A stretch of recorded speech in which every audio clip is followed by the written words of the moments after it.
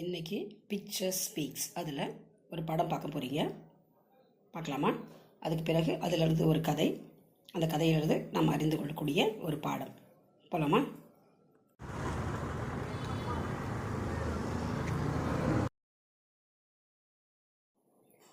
Picture ஸ்பீக்ஸில் இப்போ நீங்கள் ஒரு படம் பார்த்தீங்க. ஒரு ஆட்டோ, அதுக்கு இப்போ தள்ளி ஒரு கொஞ்சம் முதுமையை எட்டக்கூடிய ஒரு வயதில் இருக்கிற ஒருத்தர் உட்காந்துருக்காரு. ஸோ இதை பார்த்த உடனே ஒரு கதை ஞாபகம் வருது. அதாவது ஒரு ஊரில் ஒருத்தர் வயதான ஒரு இவர் இருக்கார். அவர் என்ன பண்ணுறாரு, அடுத்த ஊருக்கு போகிறதுக்காக ஒரு ஆட்டோவை கூப்பிடுறாரு.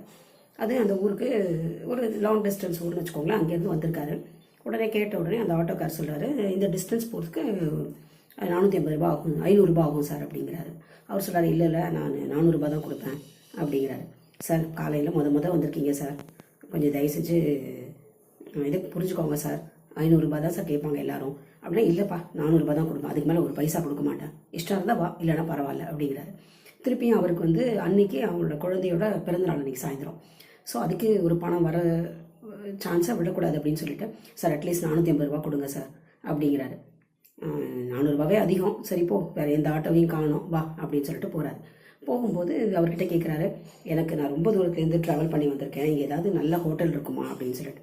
அவர் உடனே, சார் ஹோட்டல்னால் நீங்கள் ரிச் அண்ட் ராயலாலாம் பார்த்தீங்கன்னா கிடைக்காது, பட் கம்மியான விலையில் ஒரு மரத்தடியில் ரொம்ப அழகாக சமைச்சு கொடுப்பாங்க, ஒரு வீட்டு சமையல் மாதிரி இருக்கும். ஒரு அம்மா, நல்ல ஏழ்மையான குடும்பம், ஆனால் நல்ல பக்குவத்தோடு சமைச்சு கொடுப்பாங்க, நாங்கள்லாம் யூஸ்வலாக அங்கே சாப்பிடுவோம், பட் நீங்கள் சாப்பிடுவீங்களா எனக்கு தெரியாது அப்படின்னு. ஐயோ அதுக்கு என்னப்பா, பசிக்கு சாப்பிடணும்பா அப்படின்னு சொல்லிட்டு கூட்டிகிட்டு போகிறாரு. போகிற உடனே அங்கே அவர் சொன்ன மாதிரி ஒரு சின்ன கடை, ஒரு மரத்தடியில் அந்த அம்மா ரொம்ப அழகாக நீட்டாக ட்ரெஸ்ஸை பண்ணிக்கிட்டு ரொம்ப அந்த இடமே அழகாக வச்சுருக்கு. அவங்களோட கணவரும் அவங்களும் அந்த அம்மாவும் வேலை செய்கிறாங்க. உடனே அந்த அம்மா இவரை கூட்டிகிட்டு போனோடனே, என்னக்கா எப்படி இருக்கீங்க அப்படின்னா, சொல்லுப்பா என்ன புதுசாக விருந்தாளெலாம் கூப்பிட்டு வந்திருக்கேன் அப்படின்னா. ஆமாம், இவர் ரொம்ப வெளியூர்லேருந்து வந்திருக்காரு, நம்ம கடையை பற்றி சொல்லி கூப்பிட்டு வந்தேன், நல்ல டிஃபன் கொடுங்க அப்படின்னோடனே அவர் இருக்கிற டிஃபன் எல்லாம் சொல்கிறாரு. இவங்க இவரும் சாப்பிட்றாரு. அப்போ அவர் சொல்கிறாரு, நீங்கள் சாப்பிடுப்பா அப்படின்னு சொல்லிட்டு. இல்லை சார் நீங்கள் சாப்பிடுங்க, நான் அப்புறமா தான் சாப்பிடுவேன். இல்லை வா என்னோட சாப்பிடு அப்படிங்கிறாரு.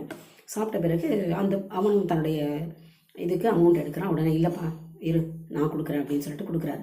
கொடுக்கும்பொழுது அவர்கிட்ட சில்லறை கொஞ்சம் கரெக்டாக இல்லை, அதுக்கு மேலே இருக்குது. உடனே மொத்தமாக 300 ரூபாய் 150 ரூபா அவ்வளோ தான் ஆகுது. இவர் கொடுக்குற இது 200 ரூபா நோட்டு. உடனே அவர் கொடுக்குறாரு. கொடுத்த உடனே அவர் சொல்கிறாரு, அம்மா ஐயோ சார் இதான் சேஞ்ச் இல்லை சார், இப்போ தான் சார் இனிமேல் தான் ஆளுங்கள்லாம் வர ஆரம்பிப்பாங்க, 50 ரூபாய் இல்லையே அப்படின்னோடனே, ஏதாவது இது வாங்கிட்டு போகிறீங்களா, பார்சல் வாங்கிட்டு ஐயோ பார்சல்லாம் வேண்டாம் எனக்கு அப்படிங்கிறாரு. சரி அப்போது எப்போ சார் கொடுக்குறது, சார் நீங்கள் வரும்போது இந்த பக்கம் கொடுங்க அப்படின்றாரு. இல்லை நீங்கள் இது பண்ணுங்கள், நான் இல்லை இந்த ஆட்டோக்கார்ட்ட கொடுத்து விடுவா அப்படின்னு. இல்லை வேண்டாம், நானே வாங்கிக்கிறேன், நீங்கள் இருக்கட்டும் உங்ககிட்டே அந்த 50 ரூபா அப்படின்னு சொல்லிட்டு கிளம்புறாரு.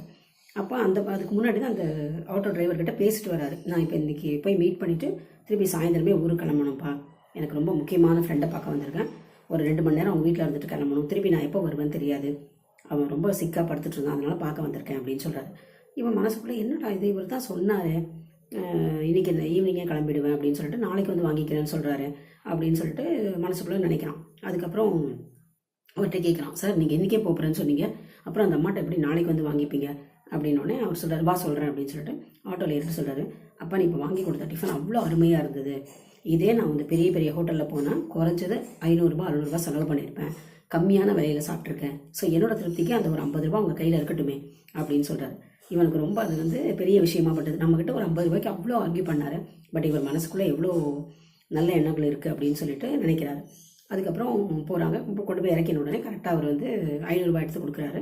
அவன் உடனே 50 ரூபா எடுக்கிறான். எடுத்த உடனே இருந்தாங்க சார், இல்லைப்பா வேண்டாம் வச்சுக்கோ அப்படின்னு. சார் நீங்கள் 450 ரூபா தான் பேசுனீங்க, நீங்கள் பேசுனது மேலே நான் எப்படி கேட்கறது, நான் முதல்ல கேட்டேன், ஆனால் நீங்கள் பேசிட்டு ஏறிட்டீங்கல்ல, இந்தாங்க அப்படின்னு ஒன்று.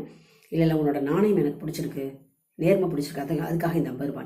இல்லை சார் வேண்டாம், இந்த 50 ரூபா உங்ககிட்ட இருந்தால் நீங்கள் இது மாதிரி ஏதாவது ஒரு கடையில் ஏழைங்க கடையில் சாப்பிடும்பொழுது அவங்களுக்கு உங்கள் விருப்பப்பட்டு ஏதாவது கொடுப்பீங்க, அந்த வீட்டு குழந்தைகள் ஏதாவது வாங்கிக்கும் அப்படின்னு சொல்கிறோம்.